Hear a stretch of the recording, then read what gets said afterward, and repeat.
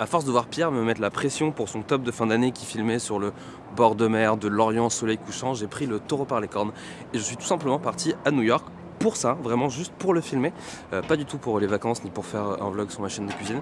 Donc voilà, Pierre, cette année c'est moi qui aurai le bête de lieu pour faire mon top 2018. Alors qu'est-ce qui va se passer? En fait on va faire un bilan de l'année en termes de musique, séries, podcast, peu importe. Tout va aller dans ce top. Voilà, c'est 10 trucs qui m'ont marqué cette année en 2018 et on va commencer tout de suite avec un truc sportif. Le premier truc de mon top, c'est la Coupe du Monde. Second poteau, Pavard. Enfin, la victoire en Coupe du Monde qui évidemment était un événement marquant de 2018. Évidemment on a tous fait la fête, enfin moi le premier. Et c'est vrai que je pouvais pas ne pas le mettre dans mon top 2018, mais c'est aussi pour une raison que je trouve assez intéressante, c'est parce qu'en fait ça a été au-delà d'un moment d'une liesse populaire, ça a été un vrai moment de culture.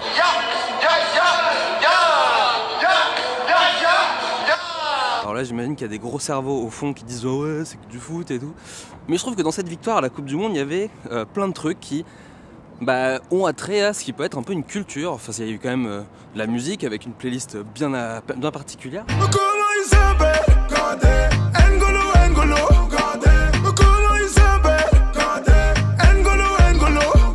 Il y a eu une des danses, les mecs ils arrêtaient pas de danser.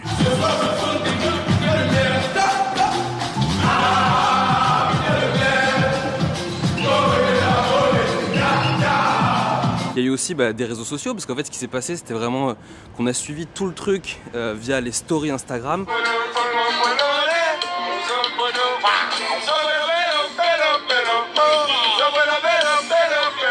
Via la chaîne YouTube de l'équipe de France. Ça va s'appeler Winchester FC avec une ambiance sud-américaine là-bas. Et là je vais monter jusqu'en première ligue.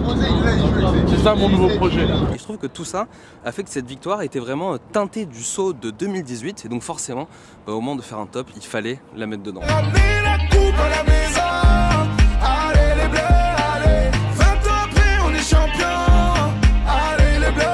Et donc forcément dans la foulée de ce numéro 1, le numéro 2 de ce top de 2018 va commencer une petite partie musique et il s'agit de Ayana Kamura. Hello papi mais qu'est bazar. J'entends des bails atroces au moins. Parce qu'évidemment Ayana Kamura a été pour beaucoup dans la playlist de la victoire de la Coupe du Monde et elle a réussi à rester là tout l'été.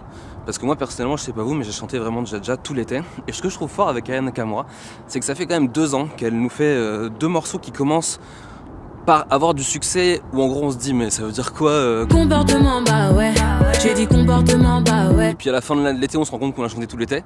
Et là c'est pareil, ça veut dire quoi Et puis en fait ça devient le tube de l'été. Et juste après elle sort un album, on dit ouais ça va être peut-être un album un peu ridicule parce qu'elle a quand même fait que 2 singles qui sont un peu genre des blagues entre guillemets.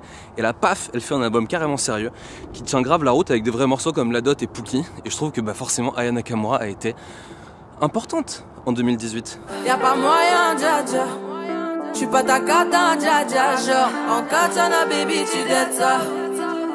Oh, dja dja. Deuxième album qui a un peu marqué pour moi 2018, c'est l'album de Rosalia.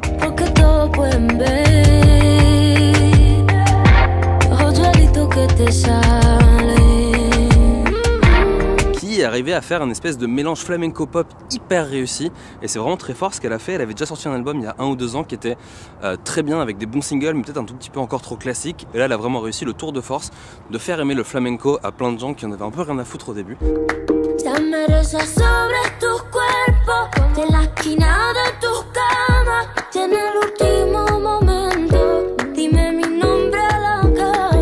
Et je trouve ça vachement bien et ses clips sont géniaux et elle est vraiment cool.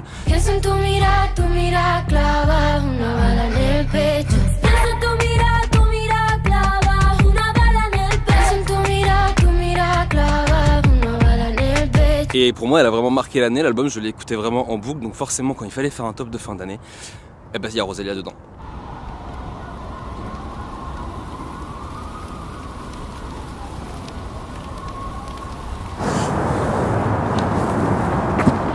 La chapelle est où? C'est bon, fin du suspense dans ce vlog, la chapka a été retrouvée. Et donc je disais, pour conclure cette partie sur la musique, je voulais parler de la mort, du décès de Mac Miller qui m'a beaucoup marqué cette année, particulièrement parce que déjà c'est un artiste que j'aimais bien, j'avais bien aimé le dernier album. En plus le dernier album disait qu'il était un peu en train de sortir de sa dépression. Et puis finalement, un mois ou deux après, bah, il s'est suicidé. Enfin, il est mort d'overdose, mais bon, l'overdose, ça veut quand même dire c'est un peu un suicide par la drogue.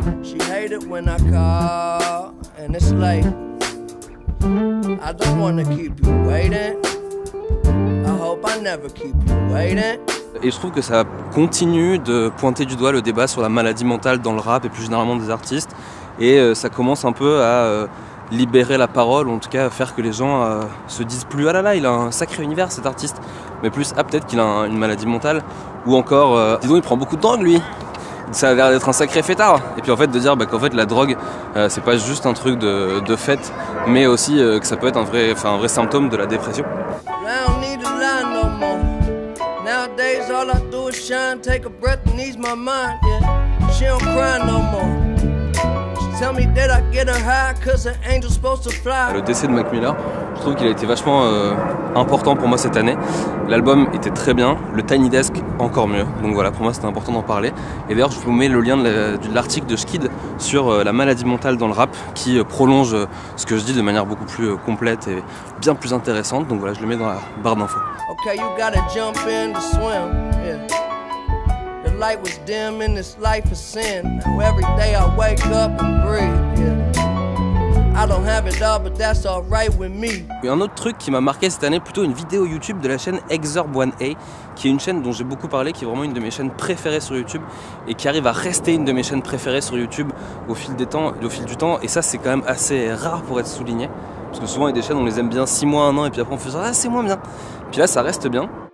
There is some evidence that around 100,000 years ago, the human species bottlenecked to somewhere between 3,000 and 10,000 humans in the entire world. By definition, that made us an endangered species, teetering on the edge of extinction. Et là, cette vidéo s'appelle We Are the Last Human Left, si je dis pas de bêtises.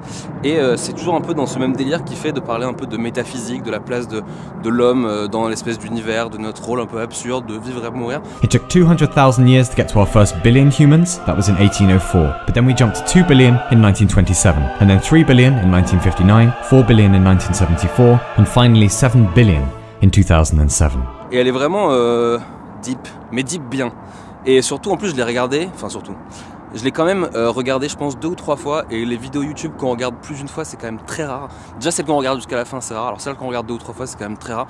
Donc je pense que ça valait le coup d'être souligné. Et je pense que ça en fait une de mes vidéos qui m'a le plus marqué cette année. Homo sapiens, large-brained organizers, talkers, thinkers, capable of high abstraction, of building tribes and cities and nation-states, capable of ending the world in a day. We Are the Last Human Left de Exorb1A, même plus généralement, tout son travail, si vous ne connaissez pas, je vous le conseille fortement. But we hope to enjoy the privilege of being a semicolon in history, rather than a full stop.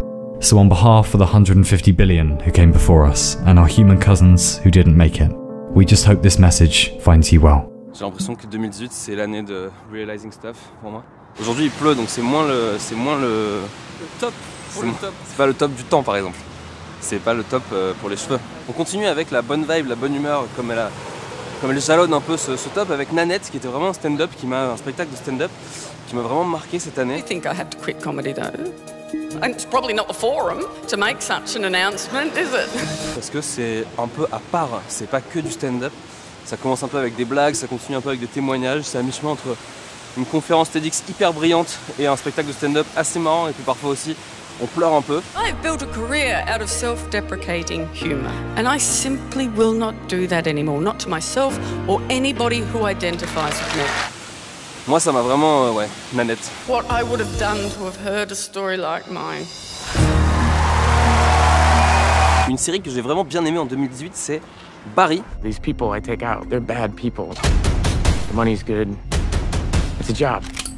La série de Bill Hader, le mec qui était avant dans le cast du SNL, et ça raconte l'histoire d'un tueur en série qui veut se reconvertir en acteur. The acting class made me feel really good. I feel really motivated right now. These are professional actors. They're the real deal and they say I got something. Et ce que j'ai bien aimé, c'est que c'était vraiment un peu neuf comme série, c'est-à-dire qu'il y a de l'action, de l'humour, du suspense. There's always a million reasons not to do something, Barry. If you want it, go for it. This is what you do. This is all you do. Why can't I do both things? Et il y a vraiment des trucs, je sais pas, c'est drôle à la fois, ça ressemble un peu à Tarantino mais ça fait pas réchauffer, ça fait vraiment nouveau.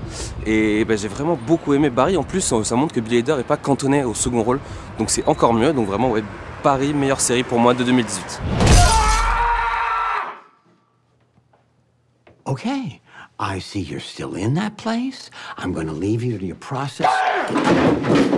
They can wait till Monday. Un autre truc dont je voulais vous parler en 2018, c'était évidemment les podcasts, parce que 2018 a été une année riche en podcast, et je voulais vous parler du podcast qu'a fait Alexandre Moniol, Le Canon sur la Tempe. Alors oui, je prêche un peu pour ma paroisse, qu'il est fait chez Nouvelles Écoutes, qui sont les mêmes personnes qui produisent Bouffon, mais vraiment Le Canon sur la Tempe, indépendamment de Nouvelles Écoutes, enfin indépendamment du fait que je connaisse Alexandre, c'est vraiment un des meilleurs podcasts que j'ai pu entendre cette année. En gros, Alexandre enquête sur la mort de Armand Vacrin, un rugbyman de Béziers, et il essaie de découvrir un peu comment vraiment il est mort, parce qu'on dit qu'il a joué à la roulette russe et que c'est comme ça qu'il est décédé, mais il y a un truc en plus, et c'est vachement intéressant. Je crois que c'est en 6, 7 ou 8 épisodes, et ça raconte bien plus que l'enquête, ça raconte aussi des choses sur comment les gens dans le sud sont, comment ils gèrent un peu leurs émotions, tout ça. Enfin, je sais pas, il y a plein de trucs intéressants, plein de degrés différents.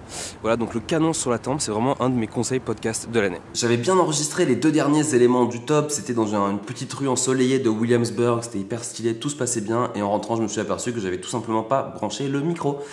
Donc, il n'y avait pas de son. Pour vous prouver ma bonne foi, donc voilà, on voit bien que je fais des efforts, hein, le son tout dans l'ordi à fond, je suis vraiment dans un bel endroit, on voit que je suis content de filmer, mais voilà, aucun son n'a été enregistré. Ouais, d'ailleurs c'était un peu le top 2018 des bloopers, parce que à un moment, d'ailleurs je l'ai pas mis, mais bon maintenant je vais vous le montrer, j'ai renversé le vélo d'un mec. Il y a un peu un ton Tarantino, mais ça fait... Et donc je vais bien devoir finir ce top. Alors c'est plus aussi stylé qu'avant, parce que là c'est vraiment dans mon appart quasiment vide, avec le sapin de Noël sans déco, parce que je suis en plein déménagement.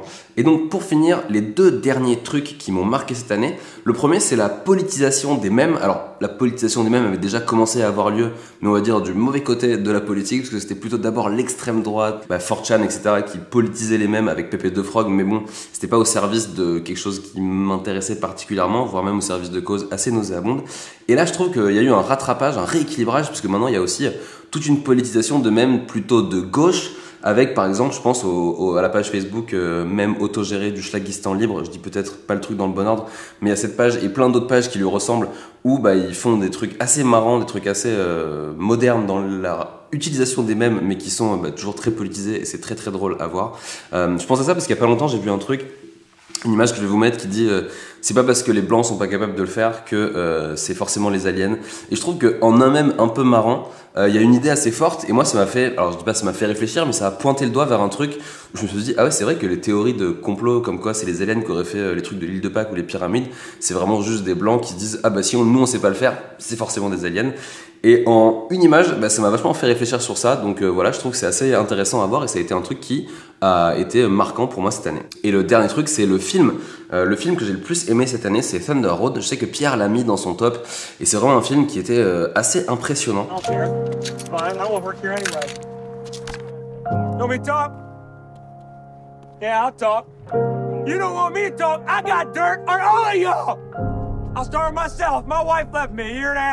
Dans la performance de l'acteur, tout tourne autour de lui, et c'est lui qui a écrit, réalisé, il me semble, si je dis pas de bêtises, et hyper fort. C'est vraiment un meltdown d'une heure et demie, un mec qui fait un burn-out complet.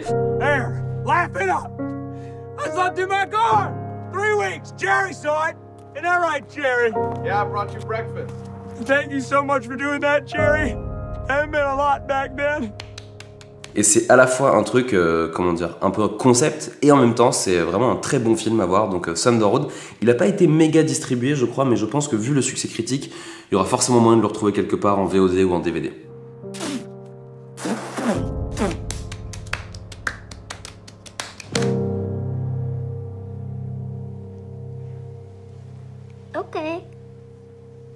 Ok. Et voilà, c'est la fin de ce top, j'espère que ça vous a plu. Je vous souhaite plein de bonnes choses. Et voilà, c'est la fin de ce top, j'espère que ça vous a plu. Je vous souhaite plein de bonnes choses pour l'année à venir. N'hésitez pas aussi à me dire c'est quoi vos top 3-4 de trucs en commentaire, comme ça au moins on peut échanger. Et puis je vous mets le lien vers le top de Pierre quelque part par là, parce que lui il a posté hier. Et puis ouais, je vais redire plein de bonnes choses. Faites pas trop les foufous ce soir si vous faites la fête. Et puis si vous êtes le 1er janvier que vous regardez ce top, j'espère que vous n'avez pas trop la gueule de bois. En attendant, on se revoit très très bientôt sur la chaîne du club. À bientôt, bonne fête, bonne année, tout ça.